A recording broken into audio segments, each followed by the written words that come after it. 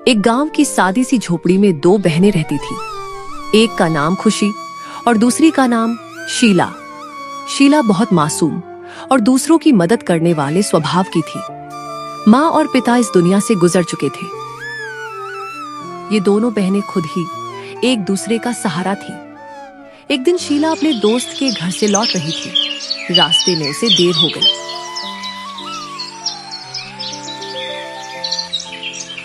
शीला घर आते समय इतनी देर क्यों कर दी? दीदी वो थोड़ा सा गौरी के साथ घर के कामों में हाथ बटा लिया। अब आ गई तो लोगों के घर काम करके अपना घर अभी याद आ गया कि घर भी जाना है। ओहो दीदी, क्यों इतनी गुस्सा हो? बस थोड़ी सी तो देर हो गई। ऐसे क्या आफत आ गई कि मैं थोड़ी सी देर से आ गई तो? अब तेरा मैं क्या करूं? तुम तो सबकी मदद करती हो और अपने घर के काम मेरे जिम्मे छोड़ देती हो। ऐसा क्यों करती हो भला? दीदी गुस्सा क्यों करती हो? माँ कहती थी जो दूसरों के काम आए वही अच्छा इंसान कहलाता है। माँ अब इस दुनिया में नहीं है ज्योति। उसकी बातों का कोई फायदा नहीं। आजकल कोई किसी के काम नहीं आता। शीला ये सुनकर बहुत खफा हो जाती है और वो जाकर कमरे में बैठकर बोलती है कि अगर अम्मी होती तो आप मुझसे ऐसे बात न करती। दीदी वो हमेशा बोलती थी कि तुम दोनों एक दूसरे का सहारा बनना और कभी एक दूसरे से दूर मत जाना। शीला की ये बात सुनकर खुशी का चेहरा आंसुओं से नम हो गया और उसका दिल पिघल गया। उसकी आंखों में आंसू आने लगे, लेकिन वह आंसू पोंछकर बोली, शीला देखो, मुझे इस बात का डर है कि अगर किसी दिन तुम्हें कुछ हो गया तो मैं अकेली कैसे जीऊंगी। दीदी आप कमजोर नहीं बनोगी। आपके साथ रहकर मैं सारी दुनिया का मुकाबला कर सकती हूँ। बस सिर्फ आपका सहारा हो मेरे साथ। यह सुनकर खुशी पहली बार मुस्कुराई। उसी समय खुशी के अपने करीबी लोग खुशी के घर की तरफ आ रहे थे। धर्मपाल, निमला और उनका बेटा आनंद, जो खुशी का चाचा था। अरे खुशी, कैसी है मेरी बच्ची? तू ठीक तो है ना? बहुत मुश्किल से जिंदगी गुजार रही होगी ना, भैया और भाभी के जाने के बाद? नहीं, हम अपने ही घर में खुश हैं। ये घर माँ और अब्बू की यादों से भरा हुआ है। हम ये घर और जमीन नहीं छोड़ सकते। तुम दोनों का घर माँ बाप के बिना अधूरा है। आप लोग हमारे साथ क्यों नहीं रहते? हाँ माँ, तुम ठीक कह रही हो। लड़कियों का ऐसे अकेले रहना ठीक नहीं है।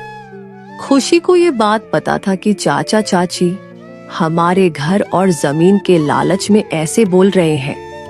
नहीं, हम अपने ही घर में खुश हैं। ये घर माँ और अब्बू की यादों से भरा हुआ है। हम यह घर और जमीन नहीं छोड़ सकते। और बेटा, वैसे तुम्हारा आना तुम्हारी मर्जी है, लेकिन तुम्हारी जो जमीन पड़ी है वह बंजर पड़ी है। तुम लोग तो फसल नहीं उगा सकते। एक दिन रोटी हुई आओगी हमारे पास, तब समझ आएगा कि अपनों से मुंह नहीं मोड़ा करते। खुशी को ये सब सुनाकर वे वहां से अपने घर वापस जाने लगे, लेकिन शीला ये सब कमरे के अंदर सुन रही थी। यह सुनकर उसका चेहरा उतर गया। दीदी आपने तो ठीक कहा कि घर में अम्मी अब्बू की यादें हैं, लेकिन जमीन का क्या?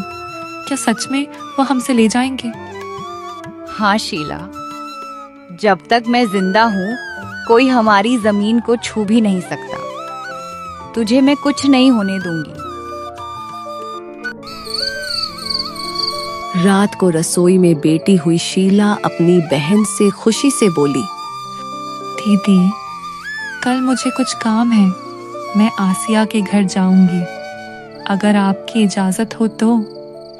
नहीं शीला, कल खेतों में जाना है और देखना है कि जो सब्जी बोई थी वह उगी है या नहीं। दीदी हाँ चलो, वो तो मुझे याद ही नहीं था कि उधर भी जाना है। अच्छा हुआ आपने याद दिलाया। हाँ, बस अभी जल्दी सो जाना, कल फिर बहुत काम है। अच्छा जी दीदी, जैसे आप बोलो। कल जमीन के लिए पानी का बंदोबस्त भी करना होगा, क्योंकि कल वैसे भी हमारी बारी है खेतों को पानी देने की। हाँ, मुझे भी याद है। दीदी थोड़ा सब्र करो, मैं खाना लेकर आई हूँ।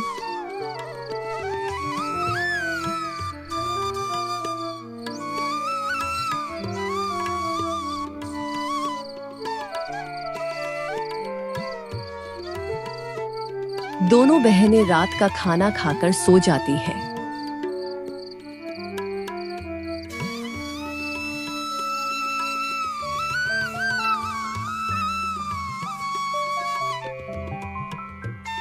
दोनों बहनें सुबह खेतों की तरफ रवाना हुई। जो सब्जियां उगी थीं, उन्हें दोनों ने मिलकर तोड़ा। शुक्र है, अब कुछ न कुछ हमारा गुजारा होगा ये सब्जियां बाजार में बेचकर। हाँ, लेकिन ये बहुत ज्यादा नहीं है। इस पर तो कुछ ही दिन गुजारा होगा। हमने काफी उधार भी लिया है, वो भी चुकाना। अच्छा दीदी, आपकी बात ठीक है, लेकिन मुझे सिलाई का काम भी आता है, वह करके हम घर चला लेंगे। नहीं, मैं आपसे बड़ी हूँ, मेरा फर्ज है आपका ख्याल रखना। मैं जाकर किसी के घर में काम करूंगी। ये सब बातें करके दोनों कुछ देर अपनी जमीन में पानी आने का इंतजार करती रहीं। और जब फसल को पानी दे दिया तो वापस घर की तरफ रवाना हो गई और अपने अपने काम पर लग गईं। शीला ने घर के कुछ बर्तन धो लिए और खुशी ने घर में झाड़ू देकर सारा गंद कूड़ेदान में डाल दिया।